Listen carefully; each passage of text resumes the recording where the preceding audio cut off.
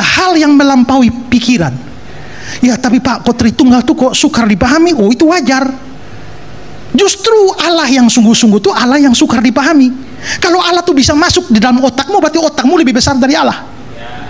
Maka Allah yang bisa masuk di otakmu tuh sebenarnya bukan Allah yang sungguh-sungguh.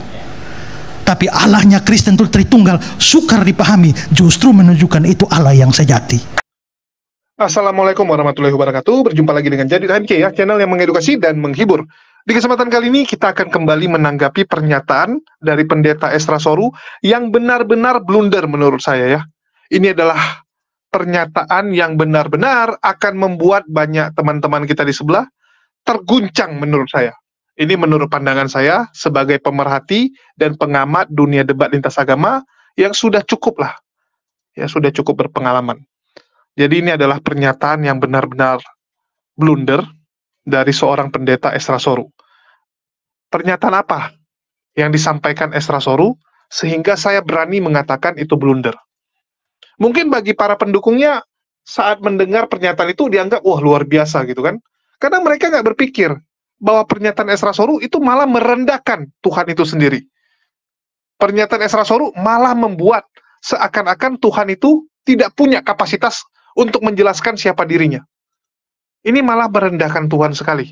Tetapi penonton ataupun pendengar Esra Soru ya tentu akan memuji, wah keren ya, ngomongnya lancar, ngomongnya berapi-api, luar biasa semangatnya dan sebagainya. Mereka nggak mikir gitu, apa yang disampaikan Esra Soru itu benar tidak? Yang disampaikan Esra Soru itu sesuai nggak? Masa Tuhan seperti itu? Nggak pernah dipertanyakan. Ya, ini yang bedakan kita dengan mereka ya. Kita tuh diwajibkan menggunakan akal. Gunakan dulu akal, baru iman. Ada sebagian hal memang harus menggunakan iman. Percaya kepada surga dan neraka. Itu iman. Ya. Percaya kepada hal-hal goib. Itu iman. Tetapi kita harus gunakan logika dulu. Betul nggak panduannya? Bukan modal main yang pertama imani dulu. Enggak, kita nggak seperti itu. Jadi memang saya berani katakan bahwa Esra Soru ini mungkin dia nggak berpikir waktu dia sampaikan hal ini ya. Dan saya juga bingung, kenapa penontonnya malah tepuk tangan dan tidak ada yang mempertanyakan. Ya mungkin ada yang pertanyakan, tapi setelah itu ya. Dan bagaimana blunder tersebut, mari kita dengarkan dulu ya. Pernyataan dari Pendeta Esra Soru. Ada hal yang melampaui pikiran. Ya tapi Pak, kok Tritunggal tuh kok sukar dipahami? Oh itu wajar. Justru Allah yang sungguh-sungguh tuh Allah yang sukar dipahami. Kalau Allah tuh bisa masuk di dalam otakmu, berarti otakmu lebih besar dari Allah. Maka Allah yang bisa masuk di otakmu tuh sebenarnya bukan Allah yang sungguh-sungguh. Tapi Allahnya Kristen tuh Tritunggal sukar dipahami, justru menunjukkan itu Allah yang sejati.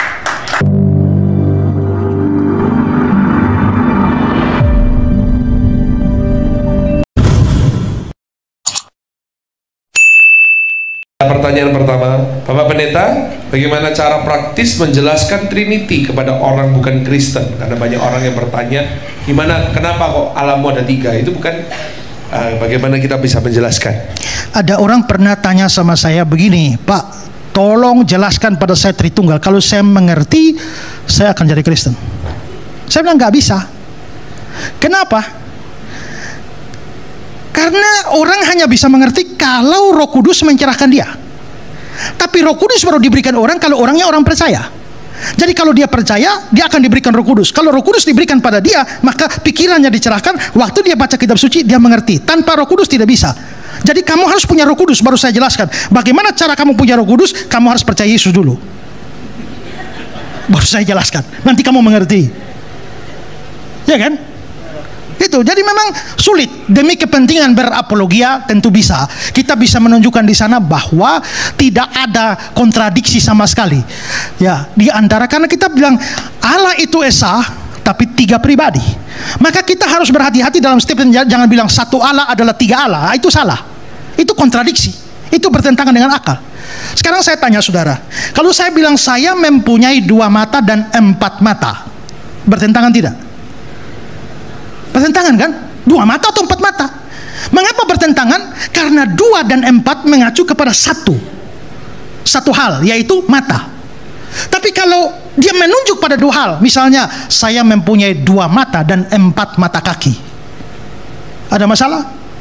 Tidak ada. Dua-dua sama-sama benar. Kenapa? Karena 2 mengacu kepada mata dan 4 mengacu pada mata kaki. Kalau saya mengatakan saya punya 2 mata dan 4 mata, atau 2 mata kaki dan 4 mata kaki, itu baru bertentangan dengan logika. Tapi kalau 2-nya menunjuk pada mata, 4-nya menunjuk pada mata kaki, ini yang dibicarakan itu berbeda, mata dengan mata kaki. Waktu kita bicara tentang Allah itu tritunggal, tri pribadinya, tunggal hakikatnya. Kalau kita bilang Allah itu 1 pribadi sekaligus 3 pribadi, atau 1 hakikat sekaligus 3 hakikat, itu bertentangan. Tapi kalau kita bilang Allah itu 3 pribadinya, tunggal hakikatnya, yang dibicarakan ini 2 hal, yaitu pribadi dan hakikat. Tidak ada pertentangan logika di sana. Ya. Jadi kalau mau ketat secara logika tidak ada salahnya. Tapi kalau mau pengertian sungguh-sungguh, kamu percaya dulu dong. Ada seorang anak kecil yang waktu mau ke sekolah, mamanya siapkan dia susu sapi. Minum nak. Itu anak berangkat ke sekolah tidak minum. Besok lagi mama siap susu sapi lagi. Dia tidak minum lagi. Besok lagi siap susu sapi juga tidak minum. Mamanya panggil dia, nak, kenapa kamu tidak mau minum susu sapi ini? Si anak jawab, mama, sebelum saya tidak akan minum susu sapi sebelum saya mengerti mengapa sapi hitam makan rumput hijau keluar susu putih. Saya tidak akan minum. Mamanya hanya belai-belai, nak, walaupun kau tidak mengerti kenapa sapi hitam makan rumput hijau keluar susu putih, mama juga tidak mengerti, tapi minum sajalah karena ini berguna bagi kesehatanmu. Begitu. Ada banyak hal di dunia ini yang mengerti baru percaya. Tapi ada hal-hal khusus di dalam itu, namanya Yesus. Mau percaya Yesus tuh ngerti dulu baru percaya. Jangan hanya percaya buta. Tapi ada hal-hal tertentu di dunia ini yang percaya dulu baru mengerti. Kita ini dalam hidup di hari-hari ini kan menerapkan prinsip beriman kan. Coba, siapa yang waktu datang masuk di ruangan ini mulai lihat kursi ini dan mulai hitung bobot saya 70 kilo, kursi ini kalau kakinya dari besi dari ini kira-kira kursi ini mampu menampung 68, berarti kelebihan berat badan saya 2 kilo, maka saya pasti patah kursi ini. Saudara menggerakkan perhitungan begitu? Waktu naik pesawat, cek pilotnya siapa, sekolah di mana, tamat tahun berapa, nilainya apa? Tidak kan? Kita naik saja dan pasrah sempurna dengan keyakinan bahwa kalau dia jadi pilot pasti pernah sekolah. Kan begitu. Berarti kita beriman. Nah, kenapa semua hal harus kita tuntut? Ada hal yang melampaui pikiran. Ya, tapi Pak, kok Tritunggal tuh kok sukar dipahami? Oh, itu wajar. Justru Allah yang sungguh-sungguh tuh Allah yang sukar dipahami. Kalau Allah tuh bisa masuk di dalam otakmu, berarti otakmu lebih besar dari Allah. Maka Allah yang bisa masuk di otakmu tuh sebenarnya bukan Allah yang sungguh-sungguh. Tapi Allahnya Kristen itu Tritunggal sukar dipahami, justru menunjukkan itu Allah yang sejati. Ya, itu. Oke. Ya, teman-teman sudah dengar ya. Waduh, gabrul kali jawaban dia. Penjelasan analoginya kacau sekali, teman-teman. Saya akan mulai dari pernyataan terakhirnya dulu ya. Jadi di sini saya sudah mengutip dan menulis dengan sangat jelas pernyataan Esra Soru. Dia mengatakan bahwa orang akan bertanya, Pak, kenapa Tritunggal itu sangat sukar dipahami? Kenapa? Orang akan bertanya itu kan. Esra Soru akan bilang, oh itu wajar. Ya, justru Allah atau Allah yang sungguh-sungguh itu adalah Allah yang sukar dipahami. Jadi menurut Esra Soru, makin susah dipahami, maka Allah itu makin benar. Ya, Allah yang sungguh-sungguh adalah Allah yang sukar dipahami. Kalau Allahnya bisa masuk di dalam otakmu, berarti otakmu lebih besar dari Allah tersebut. Ini agak gedebrul ya. Dikatakan bahwa Allah yang bisa masuk ke otakmu itu bukan Allah yang benar. Karena Allah yang benar nggak mungkin bisa masuk ke otakmu. Gimana caranya Allah masuk ke otakmu? Ini kan cuman penjelasan siapa itu Allah. Jadi nabi-nabi terdahulu mengenal siapa Allahnya, mengenal siapa Tuhannya, artinya Allahnya kecil gitu. Ini gimana gitu? Bukankah manusia sejak zaman Adam ya, itu sudah mengenal siapa Tuhannya? Apakah Esra Soru ingin merendahkan ya, Tuhan yang ada di zaman dulu? Tuhan yang dipercaya oleh Abraham. Tuhan yang dipercaya oleh Nuh. Apakah seperti itu? Buktinya Allahnya bisa masuk ke dalam otaknya nabi-nabi terdahulu. Dapat poinnya teman-teman ya? Ini kan penjelasan Gabrul dari Esra Soru. Adam kenal dengan Tuhan, kenal dengan Allah. Ya, begitu juga Nabi Nuh alaihissalam bisa komunikasi dengan Allah. Musa juga bisa komunikasi, Abraham bisa komunikasi. Artinya Allah mereka bukan Allah yang benar gitu. Coba Allah pikir. Ya. Ini kan yang nggak bisa dimasuk akal itu kan Tritunggalnya. Sejak Tritunggalnya. Kalau bukan Tritunggal ya masuk akal. Gara-gara dibuat jadi Tritunggal oleh Konsili Nisea, ini yang membuat orang jadi bingung. Apa-apaan gitu kan? Sedangkan orang-orang saat itu ya, itu kan dibuat oleh Konstantinus Agung. Kalau dia juga nggak peduli, karena saat itu kepentingan dia adalah menyatukan orang-orang Kristen supaya nggak ribut lagi. Supaya nggak ribut, ini Tuhan siapa gitu. Sesama Kristen berantem. Itu kan membuat kestabilan kerajaan dari Romawi itu terguncang. Apalagi saat itu banyak ya pejabat-pejabatnya sudah Kristen. Mamanya aja Kristen gitu. Bahaya. Kalau nanti ribut perang saudara, maka itu disatukan. Sedangkan Konstantinus nggak penting. Ya, apa itu Trinitas, mau kuartet, mau duo, nggak peduli sama dia. Yang penting jangan berantem, kan gitu. Mereka nggak mikir. Pengajaran itu membuat dampak di masa depan. Membuat orang jadi bingung. Sampai sekarang jadi bingung kan. Gara-gara Konsili Nisea, orang-orang sampai sekarang masih bingung. Itu yang teman-teman harus tahu. Jadi jelas ya, Tuhan di perjanjian lama, itu masuk di akal orang. Masuk di akal. Nggak ada masalah. Tapi sejak Tritunggal, baru bingung. Nah, itu yang pertama teman-teman harus tahu. Terus yang kedua, bagaimana mungkin Tuhan yang menciptakan kita tidak bisa menjelaskan dirinya siapa? Tuhan yang menciptakan kita, dia akan memperkenalkan dirinya dengan cara yang bisa dipahami oleh manusia. Mulai dari yang paling bodoh sampai yang pintar. Manusia itu kan beda-beda IQ-nya. Daya tangkapnya beda-beda. Ada yang cepat, ada yang lambat, ada yang bodoh, ada yang pintar. Mohon maaf ya. Memang IQ orang kan beda-beda. Ada yang IQ-nya cuma 80, 90 gitu. Ada yang 120, 130. Tetapi tentu saja, kita ini kan semua ciptaan Tuhan nih. Mau yang bodoh, mau yang pintar, yang IQ-nya tinggi, itu semua ciptaan Tuhan. Tuhan yang menciptakan kita tentu saja bisa menjelaskan siapa dirinya dengan cara ya yang sesimpel-simpelnya dan gampang dimengerti oleh semua umatnya, semua ciptaannya. Bahkan binatang aja tahu siapa Tuhannya. Binatang aja itu punya indera loh, punya naruri. Dia tahu yang ciptakan dia siapa. Masa kita nggak bisa tahu? Kan gitu. Orang yang paling bodoh pun, begitu dijelaskan siapa Tuhannya, dia tahu. Coba lihat, ada nggak orang paling bodoh yang Islam, dia nggak tahu Tuhannya siapa? Nggak ada. Tanya dia, siapa Tuhanmu? Allah Subhanahu Wa Taala. Tahu dia. Allah itu gimana? Ya. Allah tidak berbentuk, tidak beranak. Kan gitu. Kalau tanya orang Kristen, nah baru bingung dia.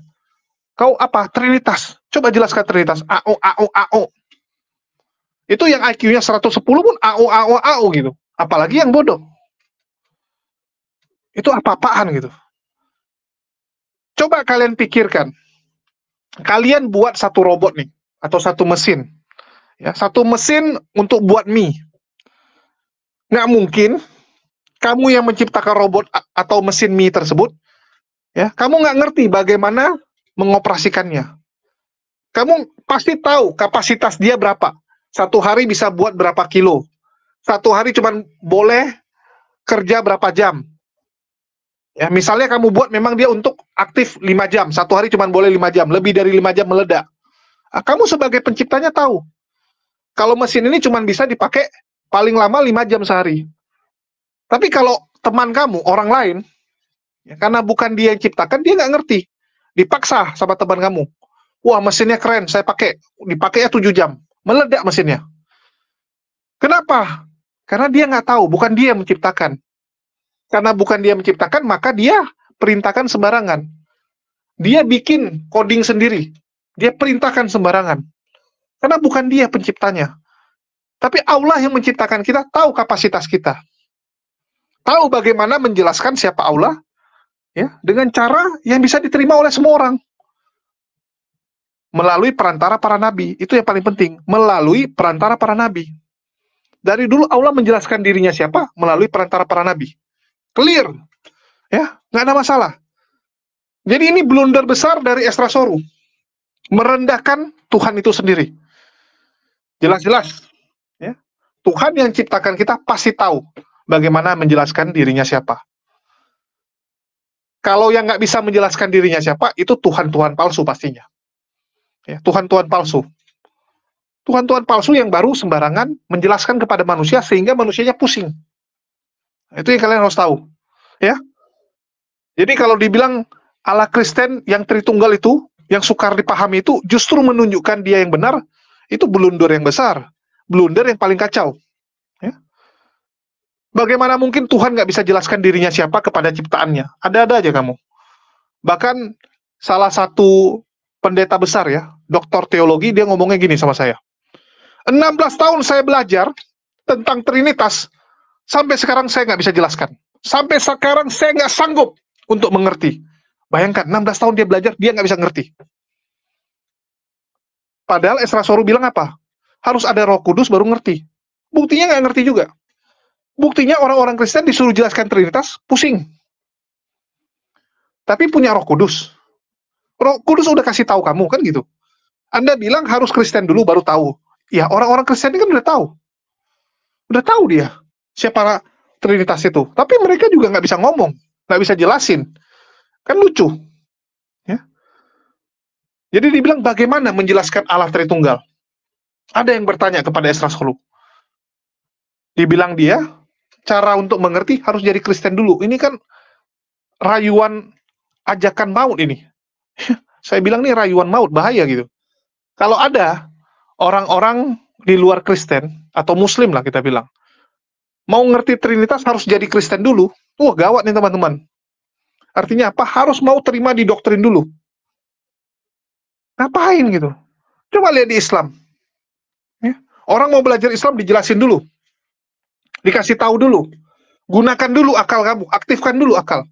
Biasanya orang jadi mualaf setelah pencarian kan. Belajar dulu dia. Ya. Belajar dulu. Udah tahu baru memutuskan mualaf.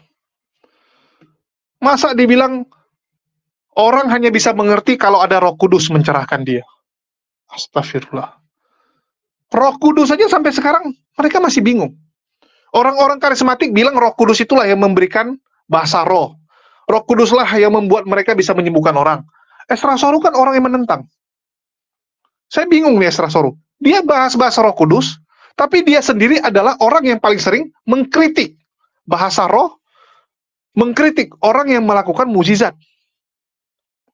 Tapi Anda suruh harus ada Roh Kudus dulu, ini gimana gitu?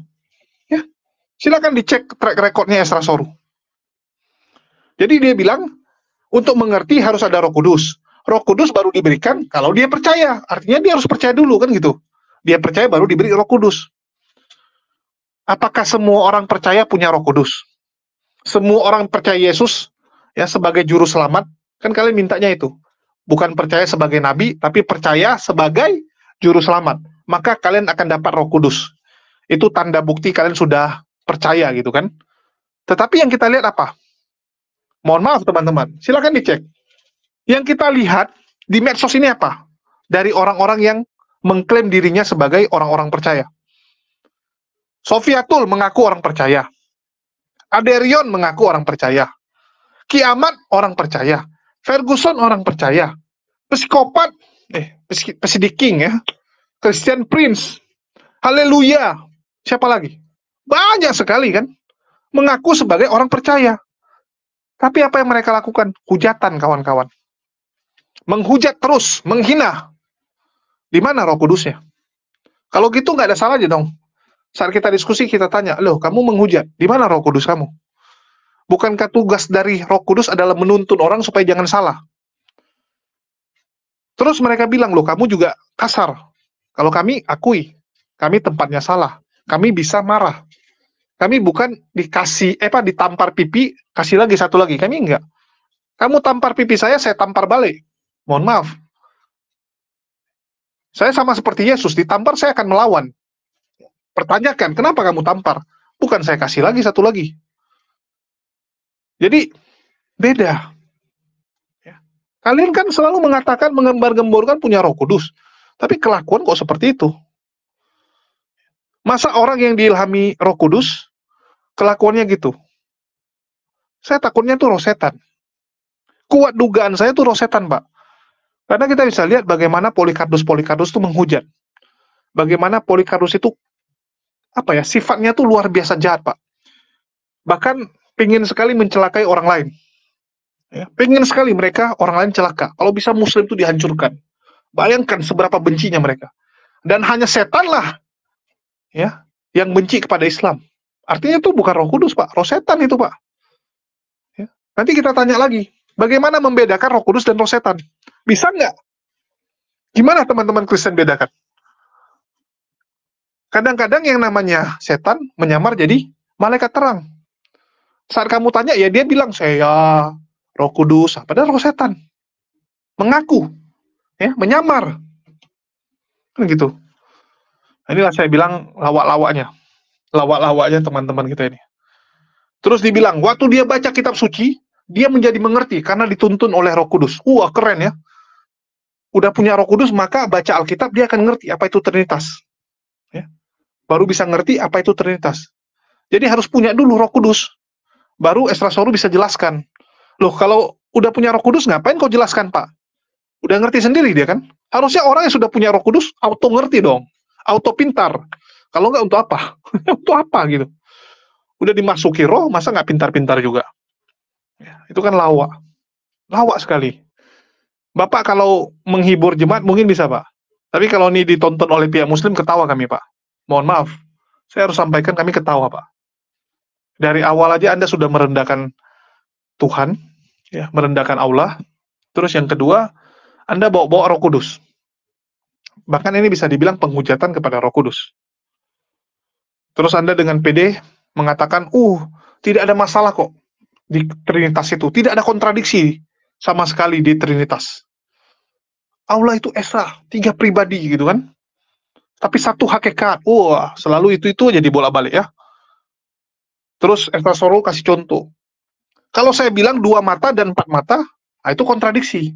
Karena mengacu kepada mata. Tapi kalau ditambahin, ya, statementnya itu diperjelas dengan mengatakan saya punya 2 mata, 4 mata kaki. Maka itu hal yang berbeda. Yang satu mata kaki, kan gitu. Ya beda, Pak. Itu anak kecil juga tahu. Ya, nggak ada masalah kalau itu. Tapi kalau Anda bilang 3 pribadi, 1 hakikat, hakikatnya apa dulu gitu? Sama, saya Uniriva, Kores, 3 pribadi. Saya Uniriva, Kores, 1 hakikat, sama-sama manusia. Tapi apakah saya sama dengan Kores? Ya tidak. Kan gitu. Sedangkan Anda aja untuk menjelaskan ya, mohon maaf Esra Soru, teman-teman bisa cek video sebelumnya. Esra Soru untuk menjelaskan siapa yang dijumpai di surga aja kelabakan. Hari ini A, besok B. Menjelaskan siapa yang dijumpai di surga. Terus Anda boro-boro ngomong ini. Saya kemarin ngobrol sama orang Katolik. Saya ngobrol sama tamatan Vatikan ya. Asli tamatan Vatikan dari Katolik. Pak Antonio. Dia aja untuk menjelaskan Trinitas ini, ya, gedebrul juga gitu. Masalah Esa dan 3 pribadi. Siapa yang dijumpai di surga? Allah yang Esa, dia bilang. Loh, Allah yang Esa ini siapa? Yesus. Ya, Yesus juga. Bapak juga, Roh Kudus juga gitu. Loh, jadi yang mana ini yang benar? Yang mana yang benar? Apakah mereka sudah bergabung gitu? Ya.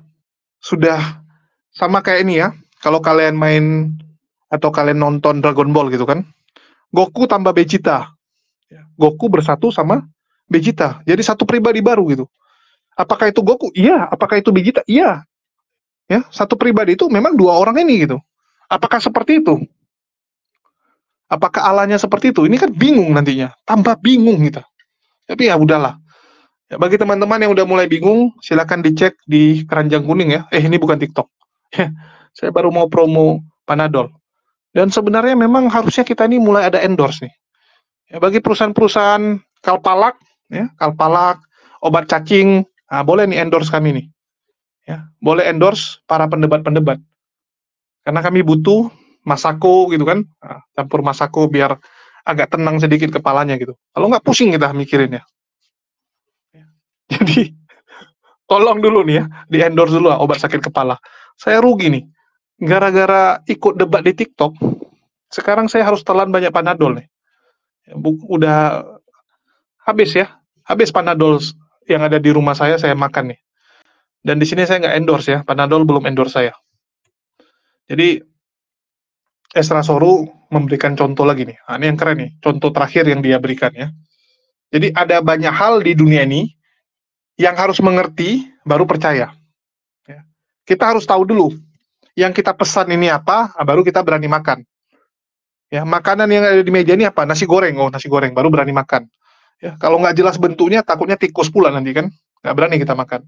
Harus mengerti dulu baru percaya. Ya, tapi ada hal-hal yang harus percaya dulu. Ya, harus percaya dulu dibilang. Dia ambil contoh naik pesawat. Diibaratkan beriman itu seperti naik pesawat. Nggak perlu cek siapa pilotnya. Ya. Kalian kalau naik pesawat kan dibilang nggak cek pesawat, nggak cek pilotnya gitu. Pilotnya tamatan mana, lulus atau tidak, nilainya tinggi atau tidak. Tapi kalian naik aja. Kenapa kalian naik? Karena kalian percaya. Nggak mungkin ya orang tersebut bisa jadi pilot kalau dia tidak punya kualitas. Nggak mungkin dia jadi pilot kalau dia tidak tamat sekolah. Tidak ada jam terbang. Nggak mungkin. Ya, orang jadi pilot tuh harus jadi co-pilot dulu.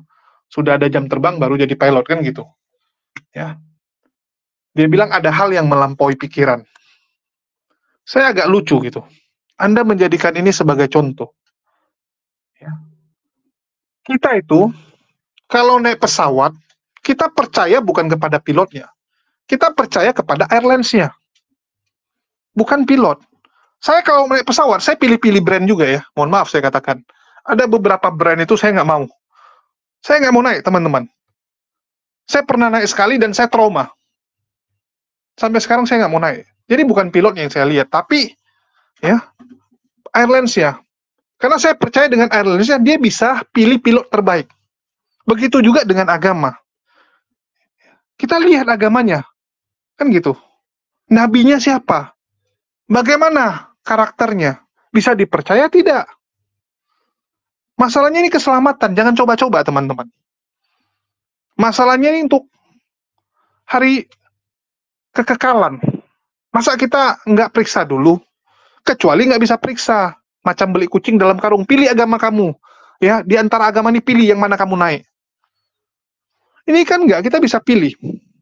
Saya sudah berapa kali kasih contoh yang lebih benar. Ya, yang sesuai dengan kenyataan. Bukan seperti yang disampaikan Esra Soru. Contoh yang benar tuh gini.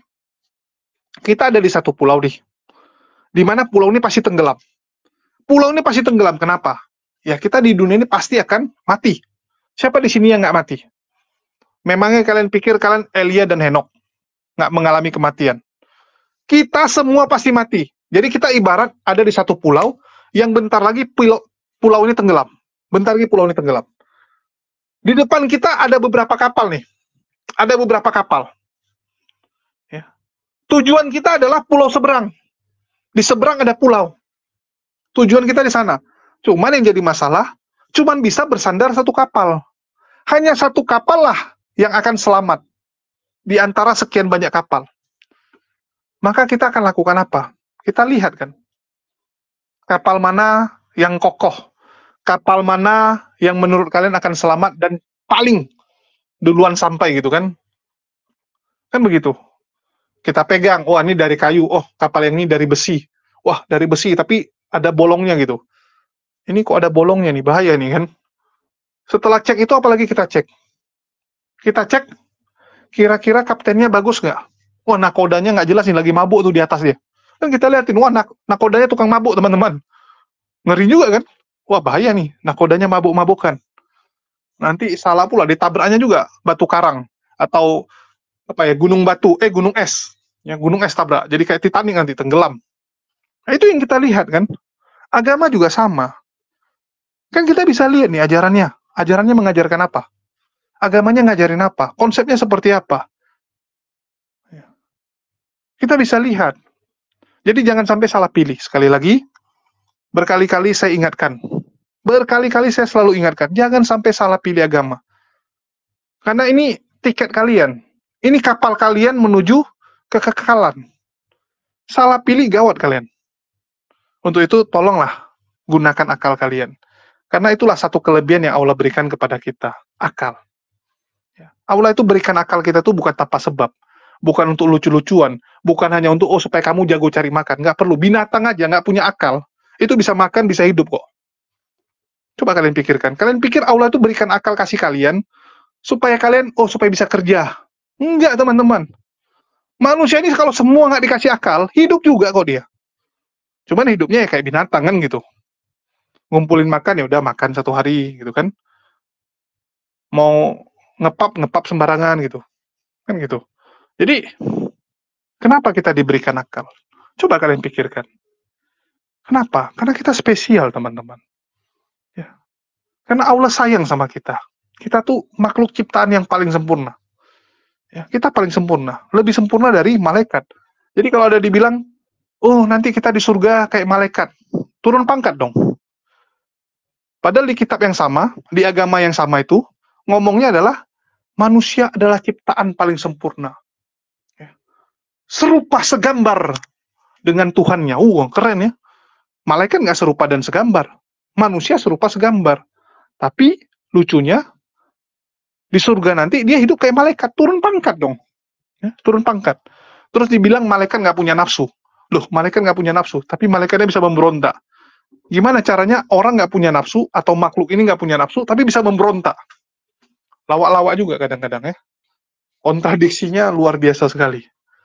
Entah agama mana itu, bisa seperti itu dia. Kalau kita kan clear. Kita clear, gunakanlah akal, bahkan Islam sangat mengedepankan yang namanya akal. Ya, sekali lagi saya tegaskan, kalau ada yang ngomong Tuhan itu makin ribet, makin benar, ya sekalian aja Bapak buat agama baru yang lebih ribet. Ya, saya jamin Bapak bisa membuat agama yang paling ribet kalau bisa. Jangan 3, ya. Jangan trinitas lagi gitu. Kalau bisa 200 gitu. Wah, Tuhan saya punya 200 pribadi. Gitu kan. Biar makin bingung orang. Bahkan salah-salah pemuka agamanya juga nggak hafal gitu. Siapa-siapa nama pribadi Tuhannya. Ya, sekalian aja gitu. Biar tambah ribet. Kan tambah benar. Standarnya kan tambah ribet, tambah susah dimengerti, tambah benar Tuhannya. Kan lawak-lawak aja ini. Entah apa-apa aja. Ini kalau ikut stand up komedi bisa menang mungkin. Pak Esra Soruni ya.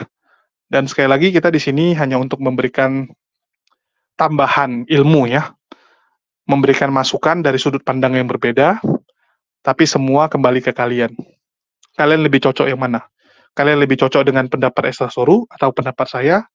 Ya silakan. Ya. Kalau kalian punya pendapat yang lain, silakan juga tulis di kolom komentar. Mana tahu kita bisa dapat ilmu yang lain ya. Kita nggak bisa tebak. Karena banyak penonton ini kadang-kadang luar biasa sekali. Ya, saya kalau baca komentar kadang-kadang, wah, nggak terpikirkan gitu kan. Luar biasa. Ini yang nulis komentar jenius ini. Bisa membuat statement-statement yang saya nggak bisa pikirkan gitu. Contohnya kemarin bilang, Elia hemaprodit gitu kan. 2 kelamin dalam satu tubuh. Entah siapa yang buat itu. Saya sampai, wah, gila ini komentator-komentator kita. Jadi itu aja yang bisa saya sampaikan. Dan sekali lagi, saya mengucapkan selamat datang bagi teman-teman yang dari channel HMC baru menemukan channel ini ya. Channel ini sudah 1,5 bulan ya. Kurang lebih lah. Sudah mau 1,5 bulan. Terima kasih buat yang baru subscribe, baru nonton. Jangan lupa didukung. Dan kita juga masih punya 1 channel lagi, yaitu Dr. Akal News ya. Jangan lupa juga didukung Dr. Akal News. Dan channel tersebut adalah channel yang fokus untuk pemberitaan. Jadi kalau di Jadid HMC ini, kita fokusnya adalah reaksi ya. Reaksi, meluruskan, dan juga membantai syubhat-syubhat oten. Ya tentunya membantai Polycarpus ini. Sedangkan Dr. Akal News itu lebih condong fokusnya adalah pemberitaan. Ya, segala informasi-informasi terbaru, apa-apa up to date punya berita, kita taruhnya di Dr. Akal News. Jadi memang beda segmen. Ya, biar teman-teman nggak bingung. Terus kita juga ada satu lagi yang saya kerjakan bersama Uniriva ya. Jadi satu lagi itu Uniriva yang jalankan, tapi saya yang mentorin. Ya, saya yang manajerkan lah. Ya, kalau dibilang saya yang bantu urus. Ya, ini Dr. Akal News, jangan lupa di-subscribe. Ini untuk berita ya. Ini Pendeta Muriwali akan berdebat dengan Paul Jang ya. Terus kita juga punya ini Uniriva Official. Jangan lupa di-subscribe ya. Ini channel dengan Uniriva. Yang ini Uniriva Official ya. Jangan lupa di-subscribe juga ya. Dusta Elia di podcast Dr. Richard dibongkar. Ini saya sama Uniriva. Jadi mohon dukungannya. Sudah mulai banyak yang tahu channel ini. Ini khusus untuk Uniriva reaksi. Karena saya pikir kalau semuanya fokus debat, nanti Oten jadi tanpa lawan ya. Untuk itu kita butuh lebih banyak orang-orang untuk mereaksi Polikardus. Itulah kenapa saya ajak Uniriva dan saya mentorin. Ya, saya mentorin. Mungkin itu aja yang bisa saya sampaikan. Makasih buat teman-teman semua yang sudah mendukung dan terus mendoakan kami. Makasih buat semuanya. Di akhir kata saya ucapkan wassalamualaikum warahmatullahi wabarakatuh. Sampai jumpa di konten-konten kita berikutnya.